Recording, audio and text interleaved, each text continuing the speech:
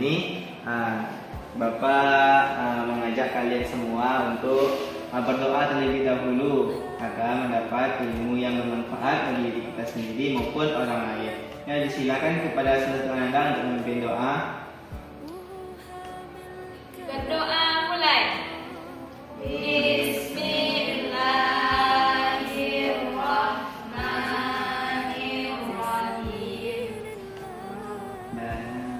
Rabbi zidna ilman warzuqna fahma. Amin. Alhamdulillah, karena kita telah selesai melaksanakan pembacaan doa. Semoga apa yang kita dapatkan pada kesempatan kali ini, pada pelajaran kali ini, semoga bermanfaat bagi diri kita sendiri maupun orang lain. Ya, baik Anda sekalian, sebelum Bapak memulai materi kita pada kesempatan kali ini, apakah di antara Anda ada yang tidak hadir? Tidak, nihil ya. Alhamdulillah. Baik Anda semua, atau kita pemanasan terlebih dahulu?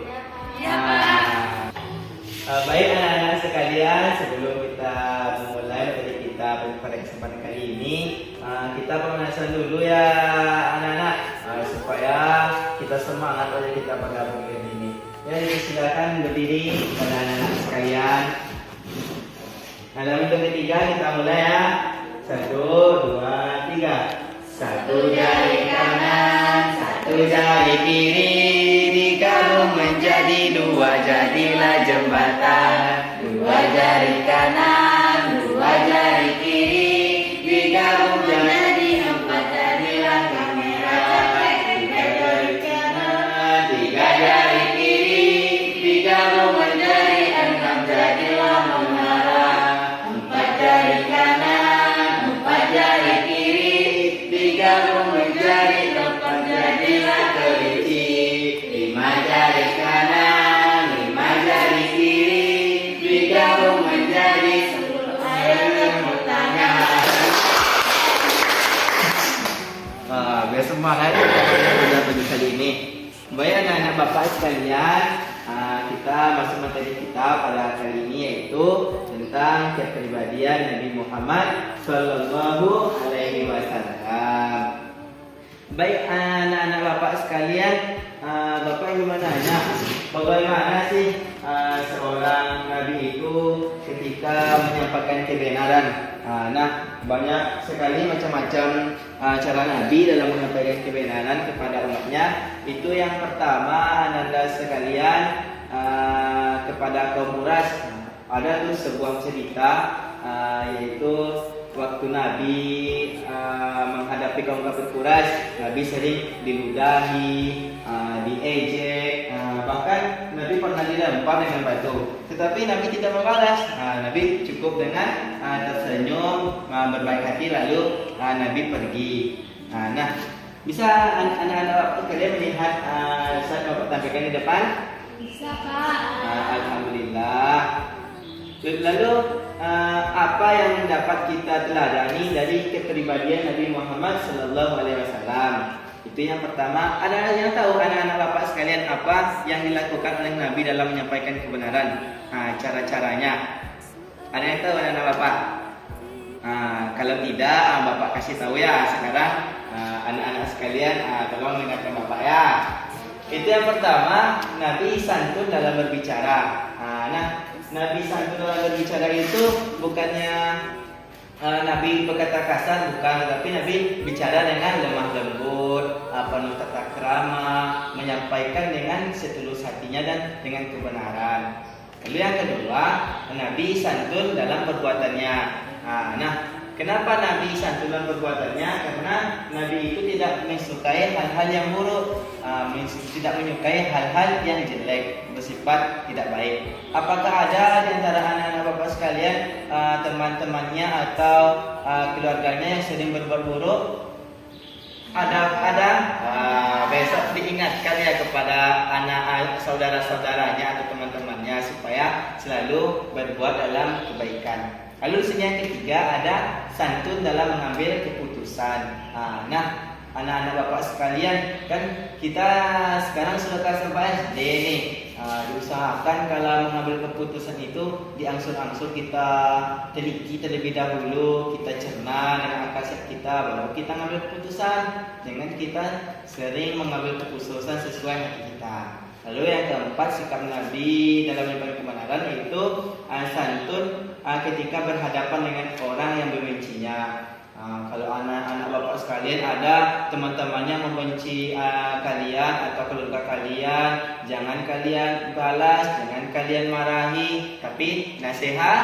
Iya, sini pintar bapaknya. Lalu sifat-sifat Nabi yang wajib kita ketahui ada berapa? Ayo siapa yang tahu? Tak ada ya? Nah bapak kasih tahu sekarang. Ini ada 4 sifat wajib yang wajib kita ketahui dalam diri Nabi Muhammad SAW. Itu yang pertama ada siddiq. Apa? Di sini anak-anak sekalian ada yang tahu apa itu siddiq? Ada? Oh tak ada ya? Nih bapak kasih tahu lagi. Siddiq itu artinya jujur dan benar. Nabi itu tak suka pembohong, tak suka bicara-bicara yang tidak benar, tetapi Nabi itu jujur, benar dalam berlaku atau dalam beraktivitasnya sehari-hari. Lalu yang kedua, sifat-sifat yang wajib kita ketahui dalam diri Nabi yaitu adalah amanah. Di sini ada yang tahu apa itu amanah anak-anak bapak sekalian? Ya, silakan. Amanah itu dapat dipercaya. Ya pintar anak bapak ya. Amanah nih ya sudah dikatakan oleh teman kalian tadi dapat dipercaya. Nabi ini orangnya amanah, dapat dipercaya. Kalau ada pesan langsung dia sampaikan, tidak ada dia tunda-tunda oleh Nabi.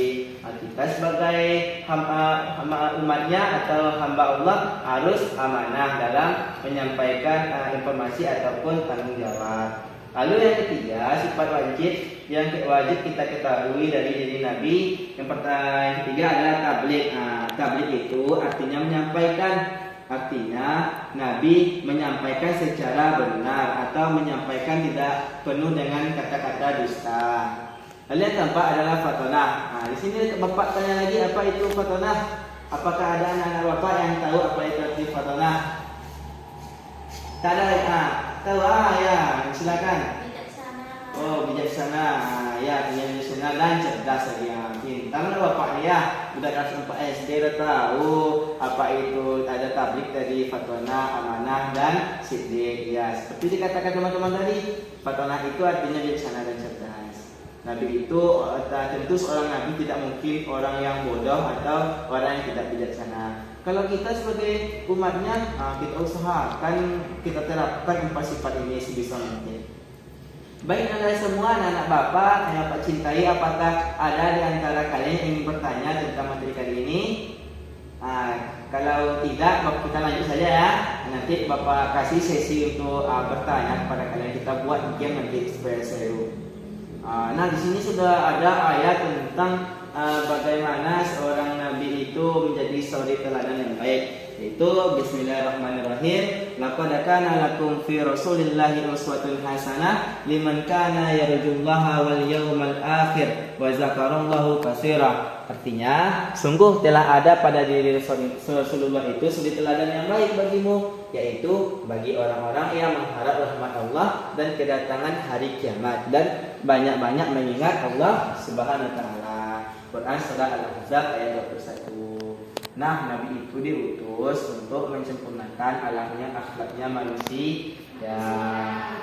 Kita lanjut ke materi yang B, yaitu Nabi Muhammad SAW sebagai rahmat bagi seluruh alam. Nah, di sini sudah ada ayat yaitu tentang bagaimana Nabi itu diutus, apa gunanya Nabi SAW itu diutus ke muka bumi. Tapi sudah bapak bilang tadi yaitu untuk menyempurnakan akhlak manusia. Ayatnya yang berbunyi wa ma arsalnaka illa rahmatan lil alamin, dan tidaklah kami mengutus kamu melainkan untuk menjadi rahmat bagi semesta alam. Nah bapak akan terangkan apa sih makna dari surah Al-Anbiya ayat 107 itu. Maknanya itu adalah Nabi itu adalah seorang yang bijak. tidak orang yang bodoh atau tidak orang yang suka berkata tidak jujur dan lain sebagainya. Tetapi Nabi itu adalah orang pilihan Allah SWT yang memiliki sifat sidik, amanah, tabligh, dan fatwa. Lalu kita lanjut ke selanjutnya. Berdasarkan ayat tadi, Nabi memiliki 4 sifat atau memiliki 4 perilaku. Menurut ayat tadi, Nabi itu mengemban ada 5 tugas diutus dari Allah SWT ke muka bumi. Itu yang pertama adalah menjadi saksi bagi seluruh umat di hadapan Allah SWT di akhirat kelak. Lalu yang kedua, Nabi memberi kabar gembira kepada umat yang beriman bahwa mereka kelak akan masuk surga. Lalu yang ketiga, Nabi menjadi pemberi peringat kepada orang yang tidak beriman. Lalu yang keempat, Nabi menjadi penyeru kepada semua umat agar mau memeluk agama Islam. Dan yang terakhir, tugas Nabi atau tugas yang diemban oleh Nabi yaitu menjadi cahaya atau menerangi umat manusia yang hidup dalam kegelapan. Nah, itulah materi kita pada kesempatan kali ini. Yang pertama adalah bagaimana Nabi menyampaikan kebenaran, lalu mengapa Nabi Muhammad SAW menjadi rahmat bagi seluruh alam. Nah, itu poin-poin kita pada kesempatan kali ini. Baik anak-anak semuanya, supaya kita tidak jenuh ya, kita buatlah game supaya anak-anak bapak semangat. Kita bagi saja kepada 3 kelompok. Ya. Ini ada tiga bendera nih tuh anak-anak sekalian. Tolong maju ke depan. Anak-anak bapak satu persatu. Dimulai di ujung sini ya. Ini bendera warna putih. Ini untuk siapa namanya? Oh, Putri ya. Ini untuk Putri ya. Ini siapa namanya? Oh, Putri. Ya, bagus. Ini adalah kan sudah Bapak berikan tuh bendera-benderanya. Ini ada sebuah kertas tentang poin-poin telah Bapak tulis. Coba anak-anak Bapak pahami. Ini untuk kelompok Dila, ini untuk Putri, ini untuk kelompok Alustri. Ini anak-anak Bapak sekalian, ini sudah Bapak buat juga nih nomor-nomor. Nanti anak-anak sekalian kalian pakai ya nomor-nomor yang Bapak kasih ini kepada siapa namanya tadi? Dila ya. Dila. Ini dikenakan di kepalanya. Ini siapa namanya? Putri. Ini dia. Nah, sudah ada juga nomor di kepala kalian. Jadi yang pertama poin-poin yang Bapak kasih tadi kalian baca. Kalau ada yang tidak mengerti, tolong tuliskan pertanyaannya di kertas tadi. Nah, Bapak kasih waktu 5 menit untuk membuat pertanyaan.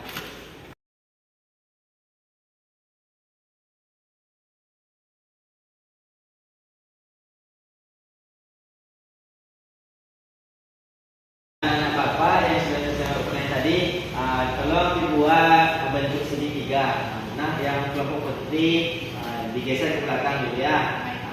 Berdiri semua kelompok. Kelompok abstrak. Digeser ke belakang Putri. Dan buatnya.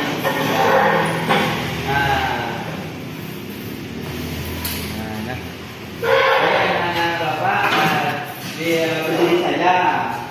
Nanti kita dibuat menjadi bola atas yang sudah kali buat pertanyaan tadi. Dibuat menjadi bola.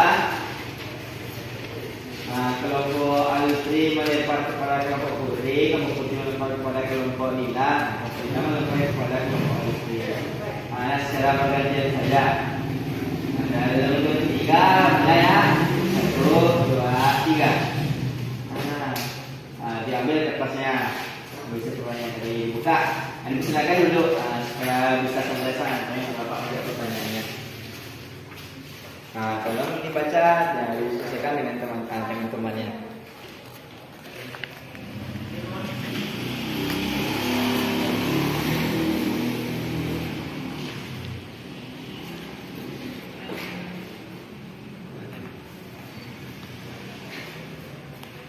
Baik anak-anak bapak sekalian, apakah sudah dapat jawaban dari pertanyaan dari kelompok lain tadi? Sudah?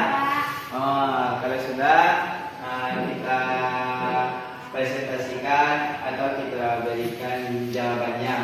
Nanti caranya kan udah ada tuh nomor yang bapak kasih kepada kelompok setiap kelompok. Nanti misalnya bapak panggil kelompok putri yang ke kelompok biru yang megang nomor 4 ada di persilakan untuk menjawab pertanyaan.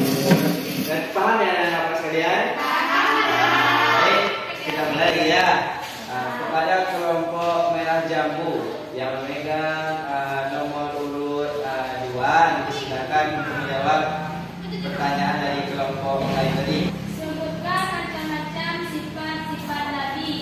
Jawabannya sidik atau jujur, fatna, bijaksana atau cerdas. Ngulu. Nek tahu kat hadapan dah. Akan dia depan. Ulang nggak? Kepada Dila di Saya dulu, tak payah harapan lima bukan. apa budak? Oh jadi aja. Kepada kelompok merah jambu yang memegang urut 2, dipersilakan untuk menjawab pertanyaan yang telah kalian dapatkan. Dipersilakan kepada nomor 2.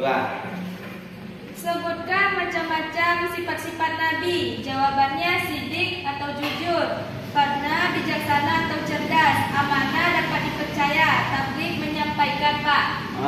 Baik, terima kasih kepada nomor 2 karena telah memberikan jawabannya dari pertanyaan kelompok lain tadi. Dan selanjutnya kepada kelompok warna biru yang memegang nomor urut 4, dipersilakan untuk memberi jawabannya. Baiklah, dari permainan tadi saya mendapatkan pertanyaan, yaitu sebutkan apa saja tugas Nabi Muhammad SAW sebagai rahmat bagi seluruh alam.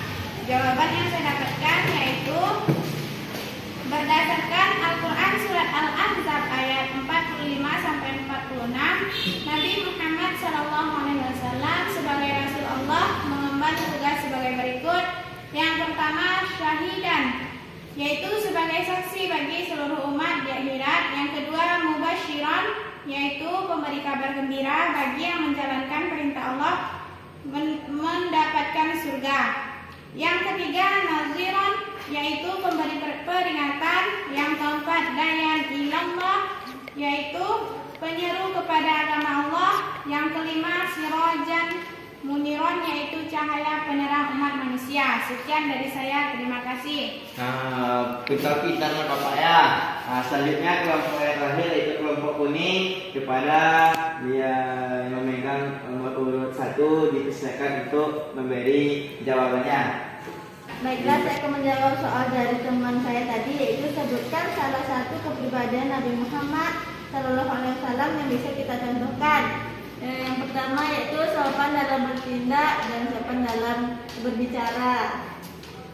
Ya, terima kasih kepada anak-anak Bapak yang telah memberi jawabannya. Dari game kita tadi, Bapak telah menilai ada satu kelompok yang memenangkan dalam game ini, yaitu kelompok kuning biru. Begitu kelompok biru. Ya, perwakilannya dari kelompok biru silakan maju ke depan. Ya, ini ada hadiah nih dari Bapak untuk kelompok biru. Gimana? Karena kita ini. Ya, sama kelompok biru. Ya, silakan kembali lagi. Jadi kita sedang melakukan game untuk game kan anak-anak Bapak semuanya pintar-pintar. Nah, Bapak berikan kesimpulan dari Bapak, yaitu pertama Nabi memiliki sifat wajib, yaitu ada 4. Yang pertama sidik, artinya benar. Yang kedua amanah, yang dapat dipercaya. Yang ketiga tabligh. Tabligh itu artinya apa tadi anak-anak?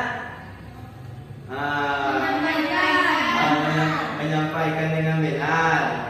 Pintar apa? Dan terakhir adalah fatona.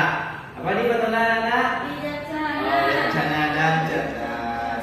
Dan kedua, Nabi itu diemban tugas untuk menjadi rahmat bagi seluruh alam. Wasallam dan menjadi penyempurna akhlak bagi seluruh manusia. Baik anak-anak sekalian, mungkin hanya ini materi kita pada kesempatan kali ini. Mudah-mudahan bermanfaat untuk kalian semua dan untuk Bapak diri sendiri. Bapak mohon maaf atas kekurangan Bapak berikan pada kalian, kurang pada kalian, lebih dan kurang mohon maaf. Assalamualaikum warahmatullahi wabarakatuh.